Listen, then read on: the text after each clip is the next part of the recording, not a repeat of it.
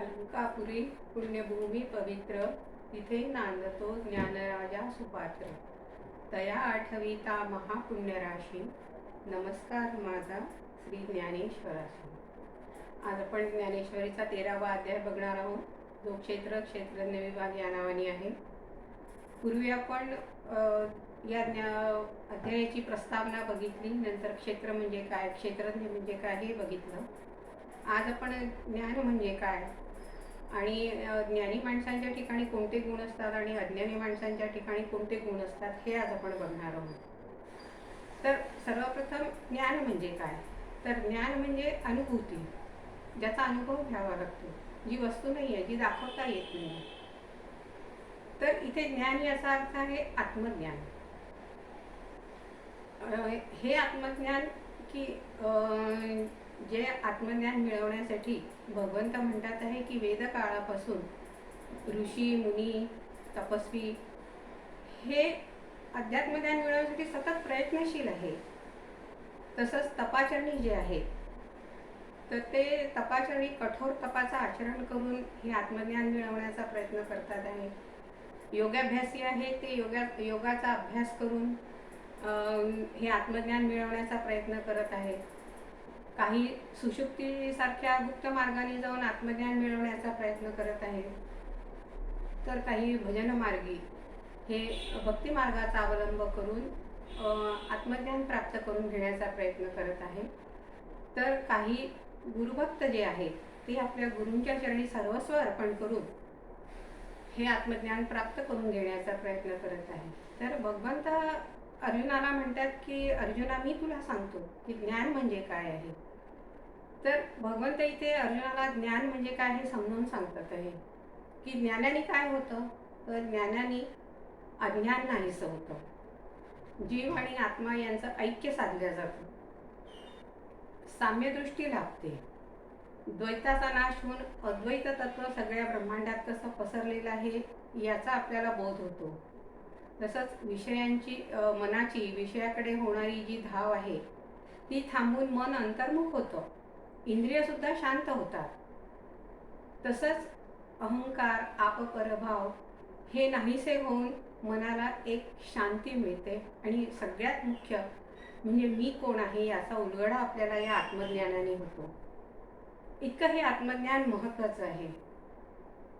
भगवंत अर्जुनाला म्हणतात की हे जे ज्ञान आहे हे निरामय आहे, अरूप आहे, हे वस्तूसारखं दाखवता येत नाही. तर ह्या ज्ञानाला जर बघायचं असेल तर मनुष्याच्या ठिकाणी जे गुण असतात त्या गुणातनं हे ज्ञान परावर्तित होत असतं. तर ह्या गुणांना सांगताना माऊलींनी एक सुंदर उदाहरण दिलेलं आहे की माऊली म्हणतात की जेव्हा झाडं टवटवीत दिसायला लागतात आणि फुलांनी बहरलेली दिसतात तेव्हा आपण काय म्हणतो की आता वसंत ऋतू आलेला आहे. किंवा आपण एखाद्याकडे पाहुणे म्हणून जातो, त्यांचं ते आदरातिथ्य पाहुणं आपल्याला असं वाटतं की नाही यांच्या मनामध्ये किती स्नेहभाव आहे. असं हे जे ज्ञान आहे ते ह्या ज्ञानी लोकांच्या आचरणावरनं आपल्याला कळून येतं की खरंच हे ज्ञानी आहे. तर ही ज्ञानी लोकांच्या ठिकाणी हे जे गुण आहेत ते किती आहेत, तर भगवंत म्हणतात हे 18 गुण आहेत आणि हे 18 गुण भगवंतांनी अर्जुनाला समजावून सांगितलेले आहेत आणि माऊलीने ते आपल्याला विस्ताराने समजावून सांगितलेले आहे. तर यातला पहिला जो गुण आहे तो आहे अमानित्व. अमानित्व म्हणजे ज्याला मान कुणी खूप मान देत आहे, आपला आदर सत्कार करत आहे हे ज्याला आवडत नाही. तसंच आपण खूप ज्ञानी आहोत म्हणून आपल्याला जे सतत वारंवार येऊन नमस्कार करतात ते सुद्धा या लोकांना आवडत नाही. त्यांना एकांतात राहायला आवडतं आणि ते आपल्याला काही या ज्ञानामुळे, कारण की समाज आपल्याला ज्ञानी समजत असतो, मग ह्या उगाचच्या उपाधी आपल्याला जडतील या भीतीपोटी हे वेडाचं पांघरून समाजामध्ये राहत असतात. पण जेव्हा ज्ञानाच्या गोष्टी येतात, धर्माच्या गोष्टी येतात, तेव्हा यांच्या ठिकाणी असलेलं ज्ञान बघून आपल्याला खरंच आश्चर्य वाटतं की ही इतकी साधी दिसणारी माणसं आहेत पण किती ज्ञानी आहेत. याचं सुंदर उदाहरण म्हणजे शेगावचे संत गजानन महाराज, शिर्डीचे साईबाबा, अगदी सर्वसामान्यांप्रमाणे ते समाजात वावरायचे. असा हा अमानित्व गुण आहे. नंतर येतं अदांभित्व. अदांभित्व म्हणजे जिथे दंभाचार नाही आहे, दिखाऊपणा नाही आहे, लोकांसाठी त्यांनी केलेले, लोकांवर केलेले उपकार किंवा त्यांची जी सदाचरणं असतात ती, किंवा मायेपोटी दयेपोटी लोकांसाठी घेतलेले त्यांनी जे कष्ट असतात ते कधीच बोलून दाखवत नाही. त्यांना ते आवडत नाही. उगाचच मोठेपणा मिरवण्यात त्यांना काहीही सर्वस्व नसतं. ही अशी जी असे जे ज्ञानी लोक असतात ते ह्या संसाराच्या प्रपंचातल्या सुखदुःखांपासून, तिथल्या प्रश्नांपासून स्वतःला अलिप्त ठेवतात. स्वतः अत्यंत काटकसरीने राहतील, पण जेव्हा दानधर्माची गोष्ट येते, धर्माची गोष्ट येते, तेव्हा मात्र अगदी सर्वस्व आपलं दान करायला सुद्धा हे मागे पुढे पाहत नाही. पण त्याचा कधीही बोलबाला हे होऊ देत नाही. असं हे अदांभिक तत्व आहे, हा जो गुण आहे. त्यानंतर येते अहिंसा. तर अहिंसा म्हणजे काय? तर ही अहिंसा ज्ञानवंतांच्या वागण्यातनं, आचरणातनंही आपल्याला दिसून येते. तर भगवंत म्हणतात की ही अहिंसा सुद्धा किती चमत्कारिक आहे पहा. की समजा एखाद्या झाडाला कुंपण करायचं असेल तर आपण काय करतो की त्याच झाडाच्या फांद्या तोडतो आणि त्याच्या बुंद्याशी त्याचं कुंपण करतो. किंवा एखादा यज्ञयाग करण्यासाठी तो यज्ञयाग झाला की शेवटी आपण एखादा बळी देतो. म्हणजे आपण हिंसा पेरून अहिंसेची प्राप्ती किंवा अहिंसेचं फळ आपल्याला प्राप्त व्हावं हे आपण असं ही कल्पनाच करू शकत नाही. ही किती चमत्कारिक कल्पना आहे, नाही का? तर माऊली म्हणतात की ही जी अहिंसा आहे, ही अहिंसा सर्वप्रथम मनामध्ये निर्माण व्हायला पाहिजे. तुमच्या मनामध्ये अहिंसा निर्माण झाली की ती तुमच्या आचरणात न व्यक्त होते. तर माऊलींनी ही अहिंसा काया वाचा मनाने अशी स्पष्ट केलेली आहे, सुंदरपणे व्यक्त केलेली आहे अगदी. की अशी माऊलींनी अहिंसेची व्याख्या ही आपल्याला कुठेही बघायला मिळणार नाही. तर कायिक अहिंसा समजावून सांगताना माऊली सांगतात की जसा भुंगा असतो हा कमळाच्या फुलावर किती अलगद बसतो की त्या परागकणांना धक्का न लावता नाजूकपणाने तो मध प्राशन करतो आणि उडून जातो. किंवा बगळा जो पाण्यामध्ये एका पायावर ध्यानस्थासारखा उभा राहतो आणि मासा टप्प्यात आला की त्याला अलगद उचलतो, पाण्यावर तरंग सुद्धा उतरू देत नाही. अशी ही अहिंसा या ज्ञानी माणसांच्या ठिकाणी असते.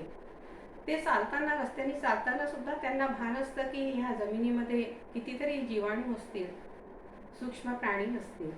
तर आपल्या चालण्याने त्यांना इजा होऊ नये, त्यांचा जीव जाऊ नये यासाठी ते हळूवार चालतात. त्यांच्या चालण्यात एक प्रकारचं मार्दव असतं.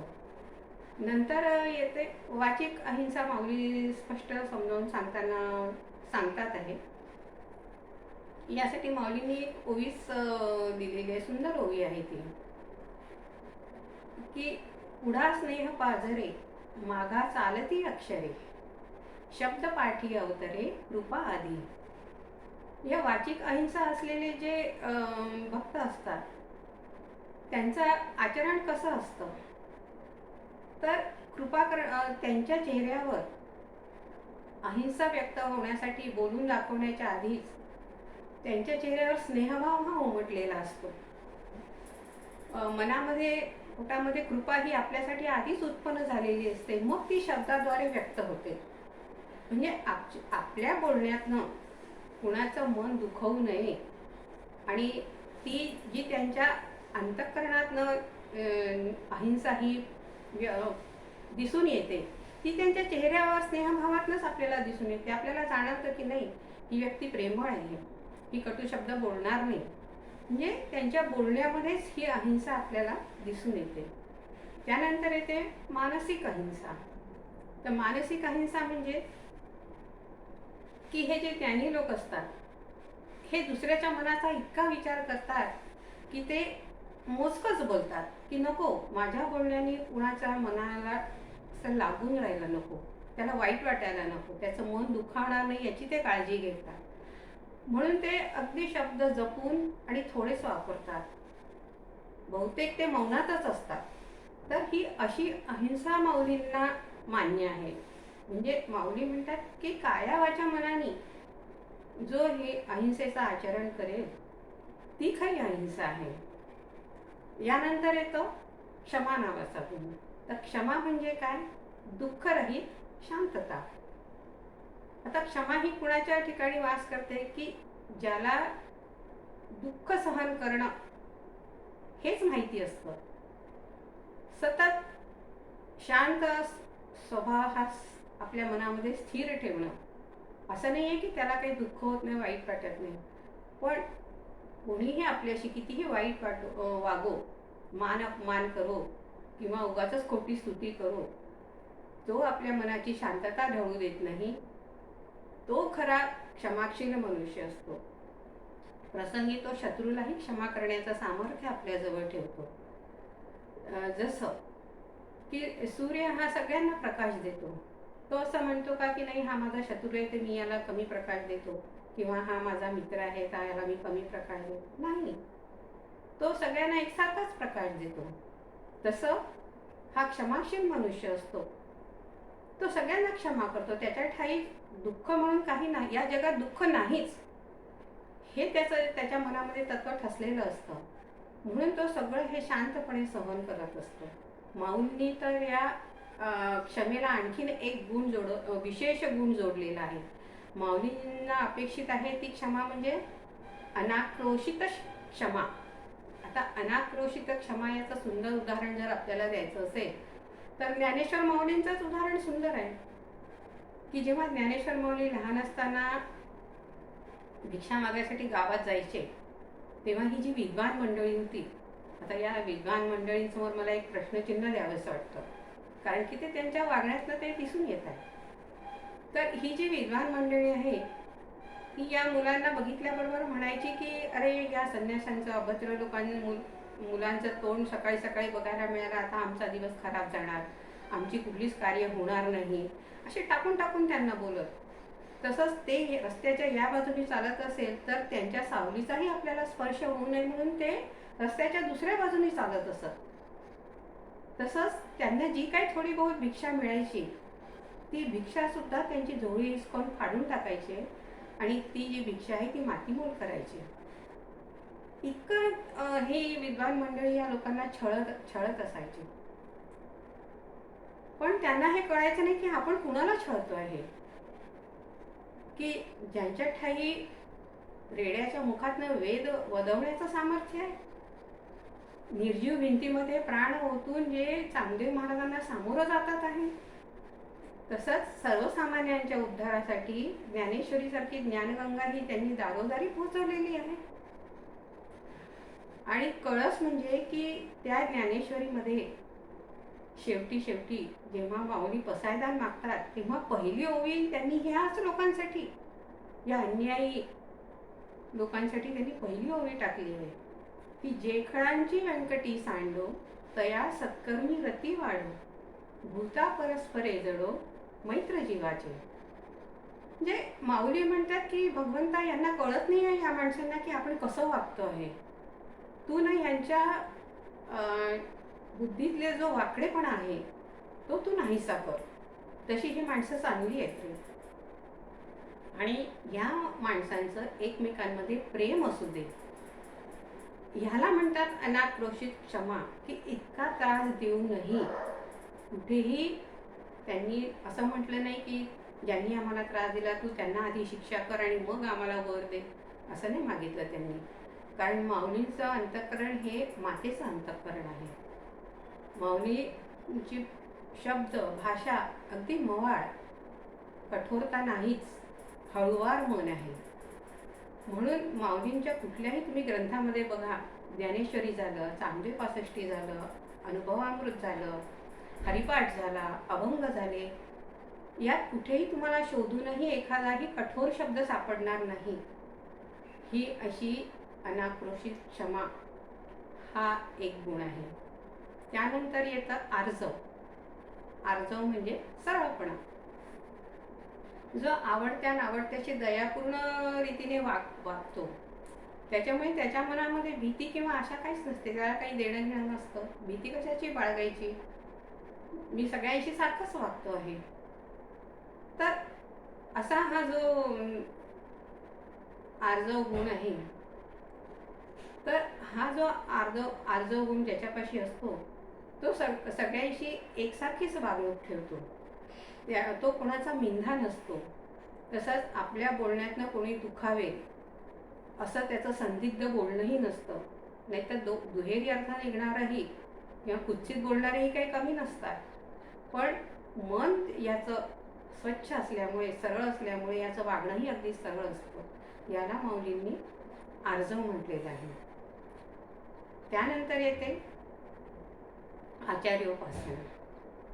तर आचार्योपासना सांगताना माऊलींनी की आदर्श गुरुभक्ती कशी करावी याचा पूर्ण परिपाठच दिलेला आहे. कारण माऊलींचं आपल्या गुरूंवर अतिशय प्रेम आहे. आणि ह्या गुरुभक्तीचं वर्णन करताना मी किती सांगू आणि किती नाही सांगू, माऊलींना हा मोह आवरत नाही आहे. म्हणून ज्ञानेश्वरीमध्ये आचार्योपासना सांगताना माऊलींची प्रतिभा ही विशेषत्वाने बहरलेली आहे. कारण की अध्यात्मशास्त्राचा नियम आहे की तुम्ही कितीही अध्यात्म ग्रंथ वाचा, ज्ञान मिळवा, पण जोपर्यंत ते ज्ञान गुरुमुखातनं तुम्हाला प्राप्त होत नाही तोपर्यंत तुम्हाला आत्मज्ञान म्हणजे काय अशी ज्ञानाची प्राप्ती होत नाही. कारण गुरु म्हणजे ज्ञानाचं माहेरघर असतं. जीवाच्या ठिकाणी असणारं लघुत्व नाहीसं करून त्याला ब्रह्मांड एवढं मोठं करण्याचं सामर्थ्य गुरूंच्या ठिकाणी असतं. आणि मग अशा गुरूंची भक्त कसा करतो, तर हे माऊलींनी सुंदर वर्णन केलेलं आहे. तर माऊली म्हणतात की जो हा गुरुभक्त असतो तो 3 प्रकारे गुरूंची सेवा करतो.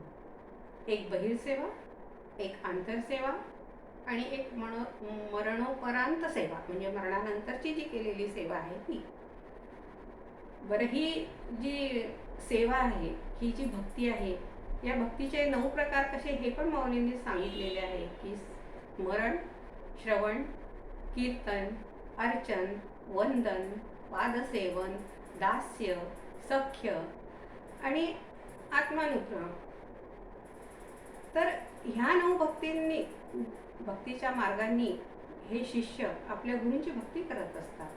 तर सर्वप्रथम येतं की बहिर्सेवा कसं करतो, तर आपल्या गुरूंच्या घरी राहून त्यांच्या घरातली सगळी कामं करणं, आपले गुरु जिथे विद्यादान करतात त्या पाठशाळेची सगळी व्यवस्था बघणं, गुरूंच्या खाण्यापिण्यापासून तर आराम करण्यापर्यंतच्या सगळ्या व्यवस्था जो जातीने स्वतः बघतो, ह्याला बाह्यसेवा म्हटलेली आहे.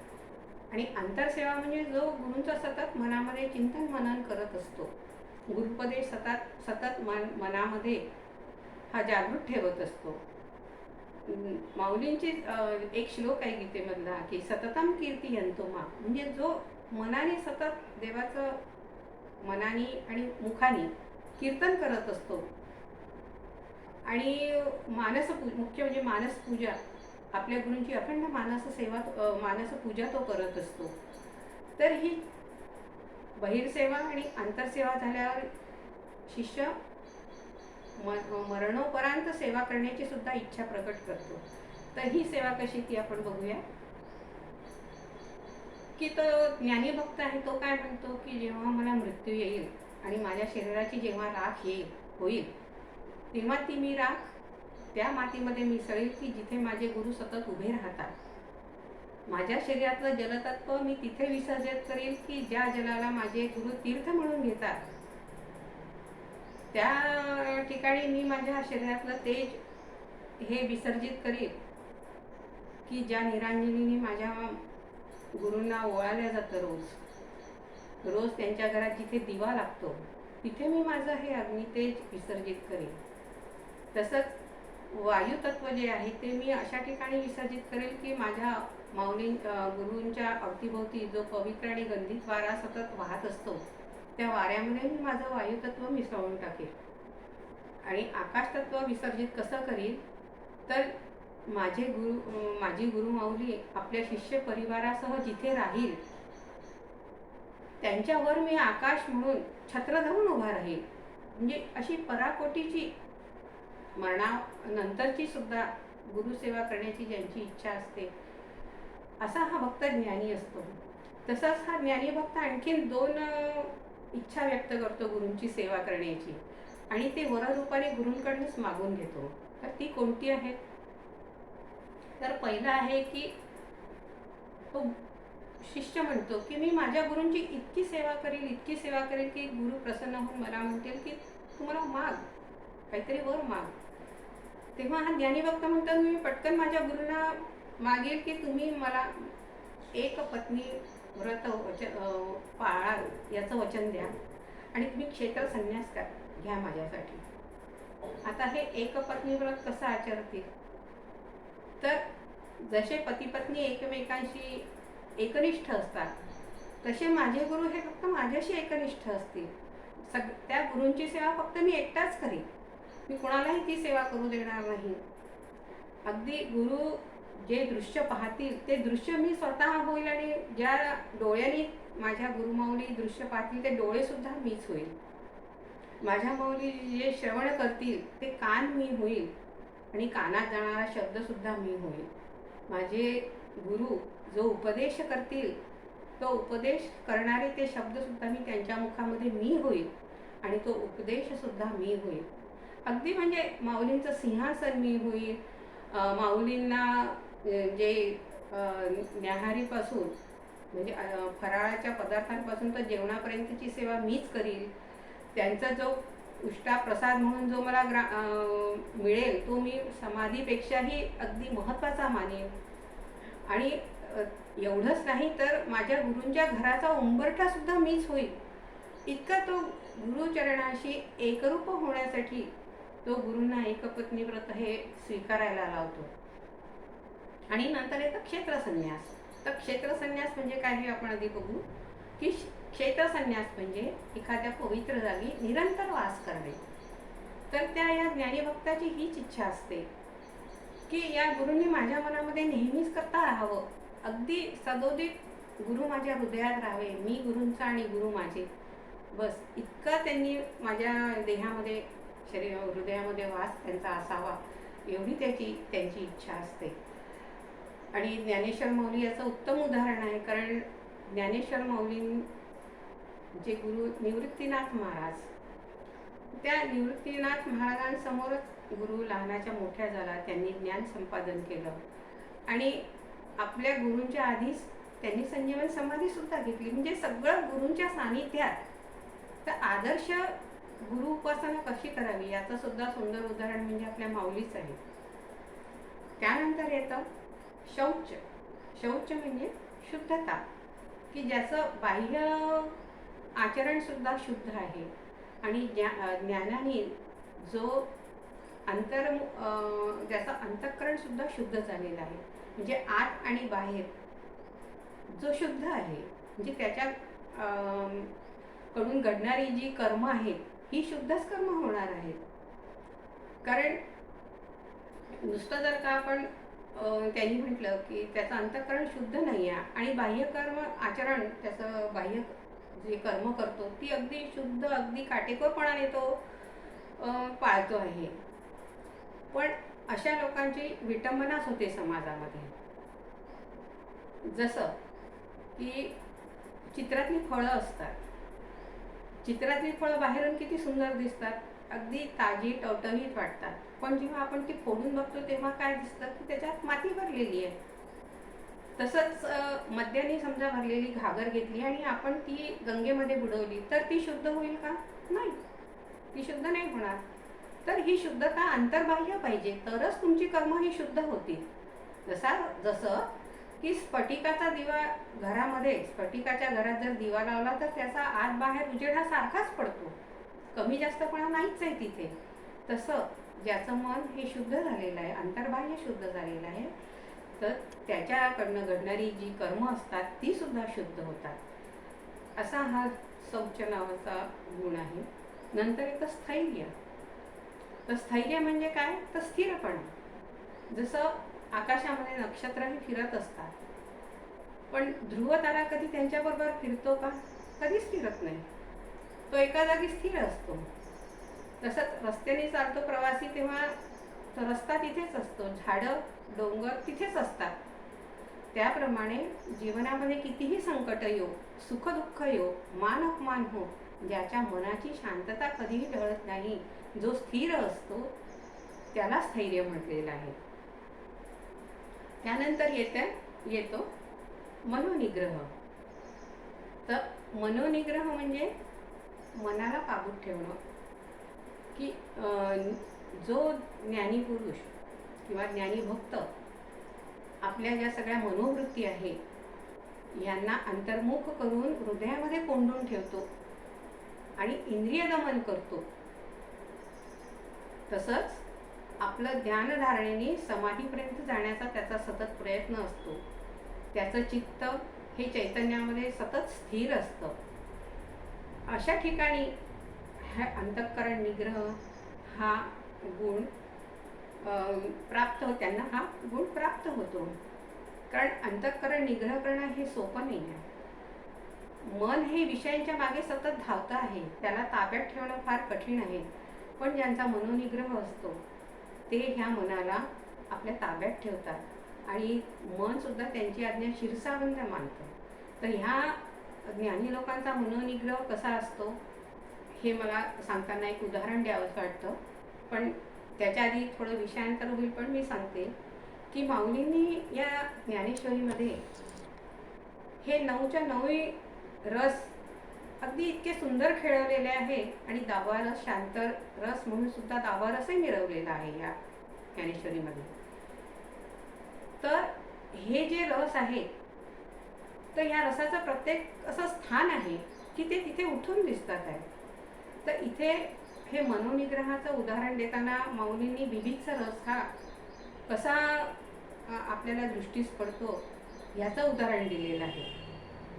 मी तुमची क्षमा मागते की तुम्हाला हा रस ऐकताना थोडंसं किळसवाणं वाटेल, पण माऊलींनी ह्या रसाला स्पष्ट करताना की मनोनिग्रह करणं किती कठीण आहे हे सांगण्यासाठी माऊलींनी हे उदाहरण दिलेलं आहे. तर माऊली काय म्हणतात की वमलिया अन्ना लाळ न घोटे रसना. म्हणजे आपल्याला एखादा पदार्थ खूप आवडतोय, आपण तो खाल्ला आणि काही कारणाने आपल्याला क्षणात उलटी झाली, तर तो पदार्थ आवडीचा आहे बरं का, आणि उलटी झाली आहे नुकतीच, पण आपल्याला ती उलटी पाहून आपल्या जिभेला पाणी सुटेल का? ते पुन्हा आपल्याला खावंसं वाटेल का? नाही. किती किळस येईल की पुन्हा उलटी होण्याची आपल्याला शक्यता असते. तर ही जी किळसवाणा जो प्रकार आहे, हा प्रकार हे जे मनोनिग्रही ज्ञानी असतात त्यांच्या ठिकाणी विषयांसाठी असतो. म्हणजे विषयाला वर्णन करण्यासाठी माऊलींनी हे उदाहरण दिलेलं आहे. तर अशा प्रकारे हे मनोनिग्रह ज्ञानी लोक आपल्या ठिकाणी बाळगून असतात. त्यानंतर येतं वैराग्य.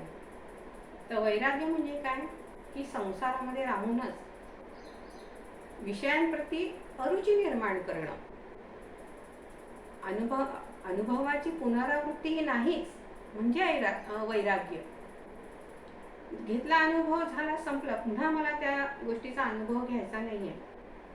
तर हे वैराग्य ज्यांच्या ठिकाणी असतो ते वैरागी, ते ज्ञानी भक्त काय करतात की आपल्या इंद्रियांची विषयाशी गाठच पडू देत नाही. नको तो विषयच डोळ्यासमोर नको, इतका त्यांचा निग्रह अगदी पक्का असतो. कारण या ऐहिक भौतिक जीवनामध्ये जे सगळे जीव हे सुखाला उपभोग घेण्याच्या मागे लागलेले आहेत, त्यांची ती किळसवाणी धावपळ पाहून ह्या ज्ञानी भक्तांना ज्यांनी वैराग्य अंगी बांधलेलं आहे त्यांना ते नकोसं होतं. ती नको, कारण ह्या विषयाला अलम म्हणजे पुरे हा शब्द माहीतच नाही आहे. आज तुम्ही हा एखादा विषय भोगला तरी 2 दिवसांनी पुन्हा तुम्हाला तेवढ्याच उत्कटतेने तो भोगण्याची इच्छा होणार आहे. तर ही इच्छाच नको, कुठलाही भोग नको, त्याचं पुनरावृत्ती करायची नाही, हे आपण आता बघितलंच आहे. तर म्हणून हे जे वैराग्य व्रत घेतलेले ज्ञानी असतात ते याच्यासाठी एकांत स्थान ते या आपल्या ज्ञानोपासनेसाठी निवडतात. एकांत स्थान झालं, तसंच तीर्थक्षेत्र झालं किंवा तपोवन झाले, पर्वतराजी झाल्या, तिथे असणाऱ्या गुहा, तिथे जाऊन ही आपली ध्यानधारणा करतात, आत्मज्ञान मिळवण्याचा प्रयत्न करतात की नको, मला हा संसार सुद्धा दृष्टीस पडायला नको. इतकं त्यांना या ऐहिक संसाराबद्दल त्यांच्या मनामध्ये कटुता निर्माण झालेली असते. आणि अशा या ज्ञानी भक्तांचं वैराग्य सुद्धा भगवंत किती अगदी तळमळीने त्याचं पालन करतात, ह्यावर सुद्धा माऊलींची एक सुंदर ओवी आहे, ती मी तुम्हाला सांगते की जयाची या चोखटे मानसी, मी होऊन असे क्षेत्र संन्यासी, जो निजेलिया ती उशासी, वैराग्य उभे. की जो माझा भक्त असतो त्याचं मन अगदी चोखट असतं. चोखट म्हणजे काय? पवित्र, निर्मळ. अशा भक्ताच्या मनामध्ये मी तिथे राहतो. कसा राहतो? तर क्षेत्र संन्यासी म्हणून राहतो. क्षेत्र संन्यास म्हणजे काय हे आपण आता बघितलं आहे, पण पुन्हा सांगते एकदा. क्षेत्र संन्यास म्हणजे एखाद्या पवित्र ठिकाणी कायम राहण्याची इच्छा असणं म्हणजे क्षेत्र संन्यास घेणं आहे. तर भगवंत म्हणतात की मी अशा निर्मळ मनाच्या भक्ताच्या मनामध्ये मी सतत कायम असतो. का असतो आणि काय करत असतो? तर जेव्हा माझा भक्त निजतो तेव्हा मी त्याच्या उशाशी वैराग्य म्हणून त्याच्या वैराग्याचं रक्षण करण्यासाठी मी तिथे उभा असतो. कारण काय? तर स्वप्नात सुद्धा त्याच्या मनामध्ये विषय वासना निर्माण होऊ नये म्हणून प्रत्यक्ष भगवंत वैराग्य रूपाने तिथे उपस्थित असतात. इतका हा वैराग्य गुण या अध्यात्मशास्त्रामध्ये महत्त्वाचा आहे. त्यानंतर येतं निरभिमान, की वर्णाश्रम म्हणजे वर्णाश्रम हा माणसांकडनं आचरण केलेला जातो. तर वर्णाश्रमाचा जो काटेकोर पालन करतो, जसं नित्य नैमित्तिक कर्म अगदी खंड न पडू देता तो व्यवस्थित पाळत असतो, तर त्याच्या ठिकाणी त्याचा अभिमान असतो की मी हे नित्य नैमित्तिक कर्म करतो आहे, कुणासाठी करतो आहे, का करतो आहे, हे प्रश्न मनात नसतात. मला ही कर्म करायची आहे, मी ही कर्म करतो. तर याचं उदाहरण देताना माऊली म्हणतात की झाड असतं, झाडाला यथाकाळ फळं येतात. त्या फळांचा उपयोग काही झाडाला असतो का? नाही. पशुपक्षी, मानव त्या झाडाच्या फळांचा उपभोग घेतात, आनंद घेतात आणि फळांचा काळ संपला की झाड पुन्हा आपलं स्थिर उभं राहतं. तशी ही नित्य नैमित्तिक कर्मे ह्या ज्ञानी पुरुषांकडनं घडलेली असतात. तो कर्म करत असतो, पण कर्मफलाविषयी तो अगदी उदासीन असतो, त्याला त्याच्याशी काही देणं घेणं नसतं. तर याला म्हटलेलं आहे की निरहंकार, निरभिमान. त्यानंतर येतं जन्म, मृत्यू, जरा, व्याधी. हे लागोपाठ येणारे आहेत.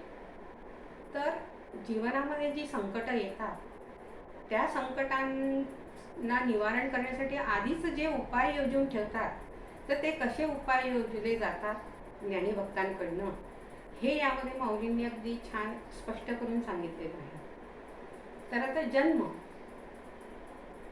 त्या ज्ञानीभक्ताला माहिती असतं की माझा हा जो जन्म झालेला आहे हा माझ्या मागच्या काही जन्मातली कर्मफळं भोगायची राहिली असतील म्हणून मी या जन्माला आलो आहे, आणि या जन्मी मी जे कर्म करील त्याची फळं भोगायला मला पुन्हा जन्माला यायचं आहे. आणि जन्म होण्याची क्रिया ही अतिशय घाण आहे हे त्याला माहिती असतं. त्याच्यामुळे तो म्हणतो की नाही, मला पुन्हा जन्माला यायचंच नाही आहे, जे काय करायचं आहे ते मी या जन्मातच करेल.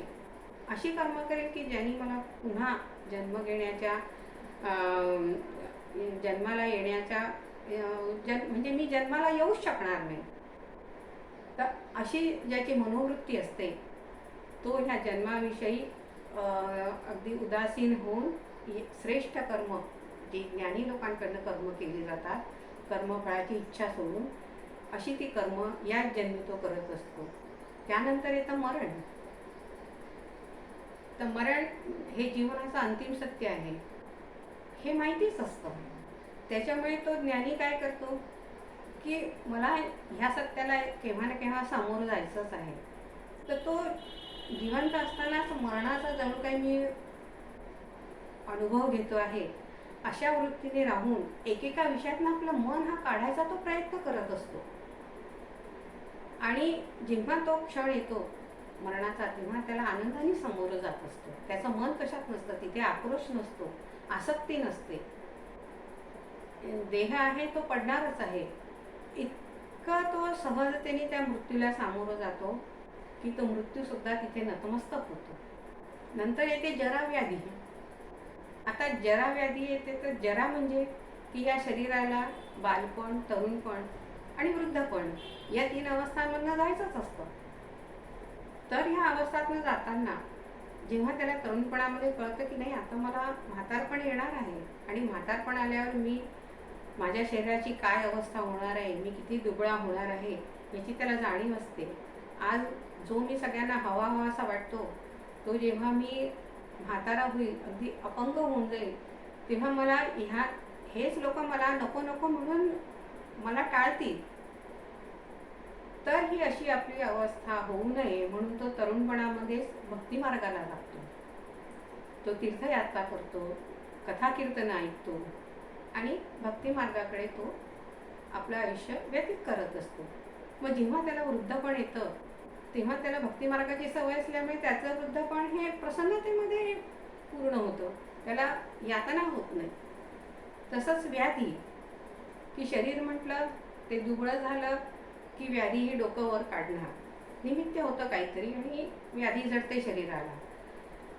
तेव्हा ही व्याधी शरीराला जडेपर्यंत या शरीराचा उपयोग जो भक्ती मार्गासाठी त्याचा उपयोग करतो तो खरा ज्ञानी भक्त असतो. तर असं हे जन्म, मृत्यू, जरा, व्याधी यांचं माऊलींनी सविस्तर वर्णन केलेलं आहे. त्यानंतर येतं दुःख दोषानुदर्शन. त्या ज्ञानी भक्ताला हे कळून चुकतं की हे या ऐहिक जगातलं जे सुख आहे हे क्षणिक सुख आहे. याच्या हे दुःखालाच्या वरचं हे आवरण आहे. या दुःखाला मला सामोरं जावंच लागेल, तेव्हा मला किती यातना होतील. म्हणून तो ह्या ऐहिक सुखाची विषय अतिशय उदासीन असतो. इथले उपभोग त्याला नकोसे होतात आणि जणू काही मी दुःखाचंच दर्शन घेतो आहे त्याप्रमाणे तो आसक्तीरहित आपलं जीवन व्यतीत करत असतो. त्यानंतरचा येतो गुण मयीच्या अनन्य भावेनं. म्हणजे जो माझ्याच ठिकाणी अनन्य भावेनं, म्हणजे मीच ज्याला सर्व काही आहे, अगदी काया वाचा मनाने जो माझ्याच ठिकाणी भक्ती करतो, मद्रूपच जो होऊन जातो, असा जो भक्त आहे तो माझ्या ठिकाणी अगदी स्थिर असतो, त्याची भक्ती ही स्थिर असते. आता मयीच्या अनन्य योगेनं, म्हणजे अनन्य योगेनं म्हणजे का म्हटलेलं आहे की त्याची भक्ती ही व्यभिचारिणी नसते. व्यभिचारिणी भक्ती म्हणजे काय की आज सोमवार आहे, आज शंकराचा वार आहे, आज मंगळवार आहे, देवीचा वार आहे, गुरुवार आहे, दत्ताचा वार आहे, शनिवार आहे, मारुतीचा वार आहे, चालली एक एक देवाची भक्ती नाही. तो सगळ्या देवांना माझ्याच ठिकाणी बघतो, मीच त्याच्यासमोर देव म्हणून उभा असतो. अशी जी भक्ती करतो त्याला मयीच्या अनन्य योगेनं असं म्हटलेलं आहे. त्यानंतर इथे एक आसक्ती. आसक्ती म्हणजे काय की शरीराविषयीचं असणारं प्रेम. तर मला सांगा की आपल्या म्हणजे वेदांतांनी सुद्धा हे सांगितलेलं आहे की आपल्या सगळ्यात जवळ कोण आहे? आपले कपडे, आपलं शरीर, आपला आत्मा सुद्धा आहे आपल्याजवळ नाही. आत्मरूपाने जे फक्त तत्व आहे तेच आपलं आहे, भगवंतच फक्त आपल्या जवळच आहे. हे शरीर जाणार आहे, काळाच्या मुखात जाणार आहे, कपडे फाटणार आहे, नाशिवंत आहेत हे. तर अशी जी आसक्ती, देहाविषयी उदासीन जो असतो त्याला ही आसक्ती म्हटलेली आहे. नंतर म्हटलेलं आहे अनभिषंग, म्हणजे जे सतत आपल्या भोवती सावलीसारखे असतात. तर कोण असतं? स्त्रिया, मुलं, आपली संपत्ती, आपले नातेवाईक, किंवा जे आपल्याशी जवळ संबंध बाळगून आहेत ते काही कायम आपल्यासोबत राहणार नाही. एक एक करून ते आपल्याला सोडून जाणार आहे. तेव्हा तो त्यांच्या सहवासात राहतो पण उदासीन वृत्तीने राहतो. तर याला म्हटलेलं आहे अनभिषंग. आणि समचित्तत्व म्हणजे सुखदुःखामध्ये तो चित्ताला हलू देत नाही. सुख आलं तरी तो स्थिर असतो, दुःख आलं तरी तो स्थिर असतो. तर ह्या आसक्ती ही 3 प्रकारांनी सांगितलेली आहे. त्यानंतर येतं अध्यात्मशास्त्र नित्यत्व. त्या ज्ञानीभक्ताला कळून जातं की ज्ञानाशिवाय आपल्याला हे परमतत्व साध्य होणार नाही आहे, दिसणार नाही आहे. म्हणून तो आत्मानात्म विचार आणि त्याच्या अध्यायामध्ये आपला सगळा वेळ हा व्यतीत करत असतो. ते शास्त्र समजून घेण्याचा, त्या शास्त्राने मी कोण आहे हे समजून घेण्याचा जो प्रयत्न करतो त्याला अध्यात्मशास्त्र नित्यत्व म्हटलेलं आहे. हे अध्यात्मशास्त्र आम्ही अध्यात्मशास्त्र शिकतो म्हणणं हे सोपं आहे, पण अध्यात्मशास्त्र मिळवणं म्हणजे ही एक कठीण तपस्या आहे. कारण हे शास्त्र सहज प्राप्त होत नाही. तर हे अध्यात्मशास्त्र प्राप्त करण्यासाठी हे जे 17चे 17 गुण आहेत, हे गुण अगदी कसाला लावून, कसोटीला लावून हे आपल्या अंगी बाणवावे लागतात त्या ज्ञानीभक्तांना. जसं की आपण शिकत असताना आपल्या समजा एखादा विषय राहिला तर आपण 6 महिन्यांनी जी पुन्हा परीक्षा होते त्याच्यामध्ये आपण तो विषयाची परीक्षा देतो आणि पास होतो. पण या अध्यात्मशास्त्राचं असं नाही आहे. इथे जर का तुम्ही एखाद्या गुणामध्ये कमी पडलात तर तुम्हाला बालवाडीपासून तुम्हाला अगदी वरच्या वर्गापर्यंत अभ्यास करत यावं लागतं. एक एक गुणाची कसोटी तुम्हाला लावावी लागते. चालत नाही इथे असं. तर हे जे असं अध्यात्मशास्त्र आहे, हे अध्यात्मशास्त्र जे भक्ताला, ज्ञानी भक्ताला तू कोण आहेस, तुला तुझ्या ठिकाणी जे आत्मज्ञान प्राप्त होणार आहे तुला ते, त्याच्यातनं तुला काय साध्य करायचं आहे हे जे कळतं त्याला हे अध्यात्मशास्त्र म्हटलेलं आहे. तर माऊलींनी, भगवंतांनी या अध्यात्मशास्त्राला आणखीन एक विशेषण जोडलेलं आहे की ते कसं असावं. तर माऊली म्हणतात की अध्यात्मशास्त्र तर मिळवण्याचा प्रयत्न सुरूच असतो, पण अध्यात्मशास्त्र नित्यत्व ह्या शब्दाला फार महत्त्व आहे. तर हे समजावून सांगताना माऊली त्याचं सुंदर उदाहरण देतात की जसं गंगा ही समुद्राला मिळते, ठीक आहे. गंगा ही समुद्राला मिळते, झालं तिचं गंगाशी समुद्राशी मिलन झालं, पुष्कळ झालं. मग ती थांबते का? म्हणजे गंगा सतत वाहते की समुद्राला मिळते? तर विचार करून बघा तुम्ही. तर तेव्हा आपल्या असं लक्षात येतं की गंगा वाहतेही आहे आणि समुद्राला सतत भेटतेही आहे. म्हणजे वाहणं आणि भेटणं ही क्रिया सतत सुरू आहे. असं हे अध्यात्म ज्ञान जो मिळवणारा भक्त असतो त्याचं हे अध्यात्म शास्त्राचं ज्ञान झालं तरी त्याचं नित्य हे ज्ञान मिळवणं सतत सुरू असतं. तर असं हे अध्यात्मशास्त्र या ज्ञानी भक्त हा याच्या सतत उपासनेसाठी, अध्यात्मशास्त्र मिळवण्यासाठी प्रयत्नशील असतो. आणि सगळ्यात शेवटचा गुण येतो तो तत्वज्ञान दर्शन. आता तत्वज्ञान दर्शन म्हणजे जेव्हा या 17च्या 17 गुणांनी अध्यात्मशास्त्राने निपुण झाल्यावर बुद्धीच्या प्रकाशामध्ये जेव्हा त्या भक्ताला अनुभव येतो ज्याचा, त्याला ते ज्ञेय म्हटलेलं आहे. की जे ज्ञेय म्हणजे प्रत्यक्ष परब्रह्म आहे. आणि ते परब्रह्म मिळाल्यावर, त्या तत्वाचं ज्ञान झाल्यावर मग जो साक्षात्कार होतो त्याला आत्मानंद, ब्रह्मानंद, चिदानंद, परमानंद, चित्तानंद असे हे अनेक शब्दांनी त्याचं वर्णन केलेलं आहे. तर इथे माऊली स्पष्ट करून सांगताना म्हणतात की जेव्हा तुम्ही अध्यात्मशास्त्र शिकता आणि तुमचं सतत शिकणं सुरू असतं तर नुसतं अध्यात्मशास्त्राचं ज्ञान झालं म्हणजे तुम्हाला आत्मज्ञान प्राप्त झालं असं होत नाही. त्याला अध्यात्मशास्त्र शिकणाऱ्याला आत्मज्ञान झालं असं म्हणणं म्हणजे आंधळ्याच्या हातात दिवा देण्यासारखं आहे. की त्याच्या हातात दिवा आहे पण तो आंधळा आहे, त्याला काही दिसत नाही आहे, त्या दिव्याचा काही उपयोग नाही. तर जोपर्यंत तुमच्या ठिकाणी असणाऱ्या बुद्धीत ज्ञानाचा प्रकाश पडत नाही आणि त्या ज्ञानाच्या प्रकाशातनं ते परमतत्व जोपर्यंत तुम्हाला त्या परमतत्वाचा अनुभव येत नाही तोपर्यंत तुम्हाला आत्मसाक्षात्कार झाला किंवा तुम्हाला ते तत्वज्ञान मिळालं असं होत नाही.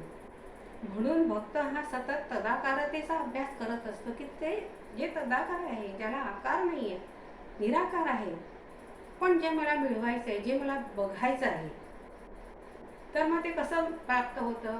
तर माऊली सांगतात, भगवंत सांगतात की जेव्हा तुमच्या बुद्धीमध्ये ज्ञानाचा प्रकाश पडतो आणि त्या ज्ञानाच्या प्रकाशातनं तुमची बुद्धी ज्ञानासकट त्या ज्ञेयाला झोंबते, तेव्हा तुम्हाला तो खरा आत्मसाक्षात्कार होतो. आणि तो आत्मसाक्षात्कार झाला की तुम्हाला त्याचं भान नसतं. तुम्ही त्यात एकरूप होऊन गेलेले असतात आणि तो जो आत्मानंद असतो किंवा तो जो अनुभव असतो तो सांगण्यासाठी सुद्धा तुम्हाला द्वैत उरत नाही की मला किती आनंद होत आहे. असं हे त्या आत्म्याशी, तत्वरूपाशी एकरूप होणं, याला माऊलींनी आत्मसाक्षात्कार, आत्मानंद असं म्हटलेलं आहे. अशा प्रकारे माऊलींनी जे ज्ञानी लोकांच्या ठिकाणी 18 गुण असतात ते अगदी सविस्तर समजावून सांगितलेले आहेत. यानंतर माऊली अज्ञानी लोकांच्या ठिकाणी काय गुण असतात ते सुद्धा समजावून सांगतात आहे. कारण ज्ञान म्हटलं की त्याच्याबरोबर अज्ञान ही येणारच. माऊली सुद्धा हे इतकं छान समजावून सांगतात. कारण की काय की हे जे सद्गुणांचे हे जे गुण आपण ऐकत येतो तेव्हा बुद्धी अगदी समेवर आलेली असते. तेव्हा ती आता आपण हळूहळू खाली येऊ, जरा त्याचा ताण कमी करू. या अज्ञानी माणसांच्या ठिकाणी असणारी लक्षणं ऐकताना तो ताण आपला निश्चितच जाईल असं मला वाटतं. तर माऊलींनी इतकं सुंदर उदाहरण दिलंय की ह्या अज्ञानी लोकांचं वर्णन करताना की माऊली म्हणतात की जसं आपण एखाद्या आंधळ्या व्यक्तीला जेवणाचं आमंत्रण देतो, तर ती व्यक्ती येताना एकटी येत नाही, कुणाला तरी सोबत घेऊन येते. तसं हे जे अज्ञान आहे, जिथे ज्ञान जातं त्याच्या पाठीपाठी हे जातच जातं. तर हे जे अज्ञान आहे हे माणसाच्या ठिकाणी कशा गुणातनं दिसून येतं ते गुण मी थोडक्यात तुम्हाला सांगते. माऊलींनी अगदी सविस्तर वर्णन केलेलं आहे, पण वेळेच्या अभावी तुम्हाला ते थोडक्यात पण सगळे अगदी सांगते. तर पहिलं आहे की अमानित्व, म्हणजे ज्याला मान पान, ज्याला अतिशय प्रिय असतो, लोकांनी आपला उदो उदो करावा. दांभित्व की थोडंसं जरी ज्ञान असलं तरी मी किती ज्ञानी आहे हे असं दाखवण्याचा प्रयत्न करावा. छोट्याशा कार्य केलं तरी त्याचा अगदी फुलवून लोकांना सांगावं, असं दांभित्व ज्याच्या ठिकाणी असतं. अहिंसा, हिंसा ही त्याच्या ह्याच्यात बळावलेलीच असते, अहिंसेशी त्याचं काही देणं घेणं नसतं. त्यानंतर येते क्षमा, कठोरतेने वागणं असल्यामुळे क्षमा करणं हे त्याच्याकडनं अपेक्षितच केल्या जात नाही. नंतर येतं आर्जव, वाकड्याचाच नेहमी विचार करणारा असेल त्याच्या ठिकाणी आर्जव म्हणजे सरळपणा आपण शोधूनही सापडू शकणार नाही आपल्याला.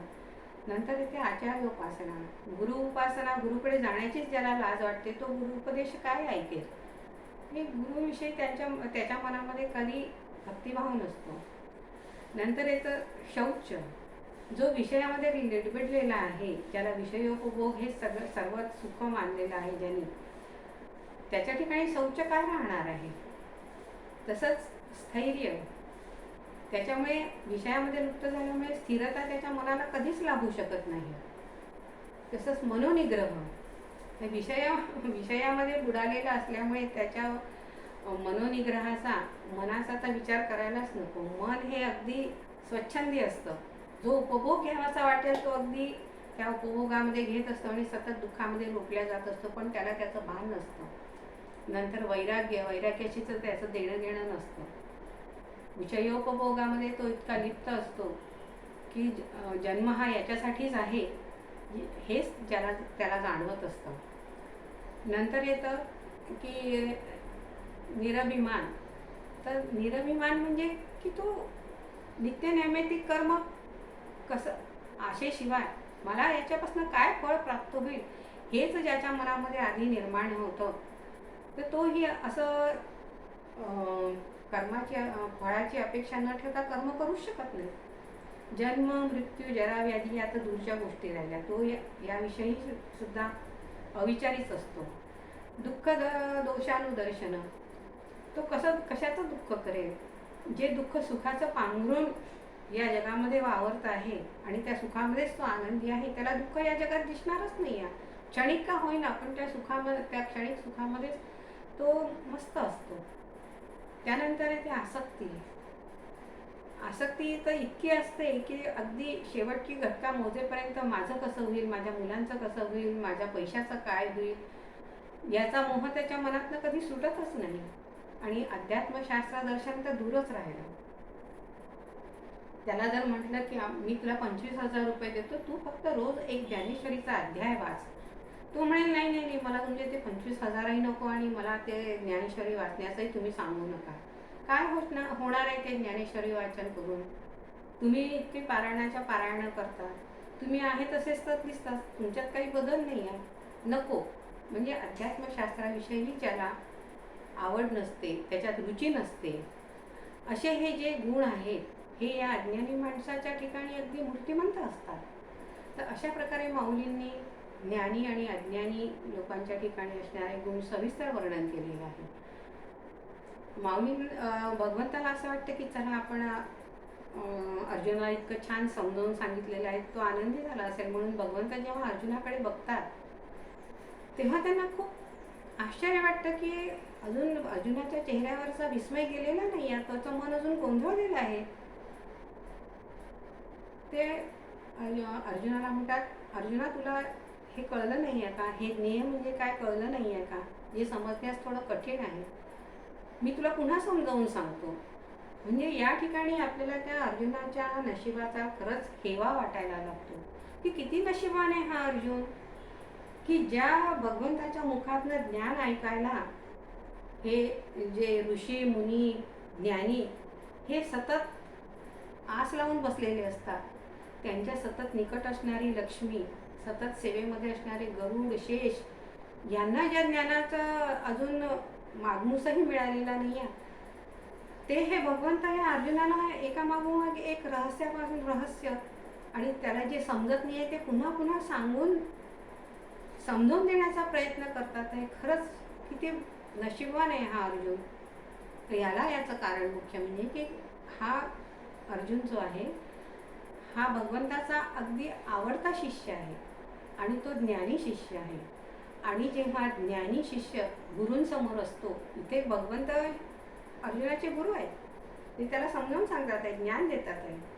तर असा जेव्हा शिष्य गुरूंना भेटतो तेव्हा गुरु आपल्या ठिकाणी असलेलं सगळं जे गूढ ज्ञान असतं ते या भक्ताच्या हृदयामध्ये परावर्तित करत असतात. तर असा हा नशीबवान अर्जुन आहे. तर ह्यानंतर मग भगवंताने अर्जुनाला आईच्या ममतेनं, म्हणजे तुलाही समजलं नाही आहे का, मी तुला पुन्हा समजावून सांगतो. जसं आई कसं करते की हां तुला हा पदार्थ आवडला नाही आहे का, मग तू हे घे, तोही नाही आवडला का, मी तुला दुसरा करून देते. तसं भगवंत हे तत्वज्ञान अर्जुनाला अगदी आईच्या ममतेनं समजावून सांगतात आहे. तर ते जे तत्वज्ञान आहे जे थोडंसं गूढ आणि कठीण आहे समजायला, तर ते तत्वज्ञान आहे की ज्ञान, ज्ञाता, ज्ञेय ही त्रिपुटी काय आहे हे भगवंत अर्जुनाला नंतर समजावून सांगतात आहे. तर ते आपण उद्याला बघू. आज आपण इथे थांबू, कारण आपल्याला आज विश्रांतीची आवश्यकता आहे. फक्त माझा एवढंच एक तुमच्याकडे मागणं आहे की तुम्ही, मी जी सुरुवातीला ओवी सांगितली की अवधाना एकले दीजे मग सर्व सुखासी प्राप्त होईजे, ही ओवी तुम्ही लक्षात ठेवा. कारण याच्यानंतरचं जो उद्या आपण ज्ञेय, ज्ञाता, ज्ञान ही जी त्रिपुटी बघणार आहे ही समजायला थोडी कठीण आहे. पण मला विश्वास आहे की तुमच्यासारखे ज्ञानी आणि अभ्यासू श्रोतृवृंद माझ्यासमोर आहे, तर ते निश्चितच समजावून घेतील. तेव्हा आपण उद्या हे समजावून घेऊ. ज्ञानेश्वर महाराज की जय.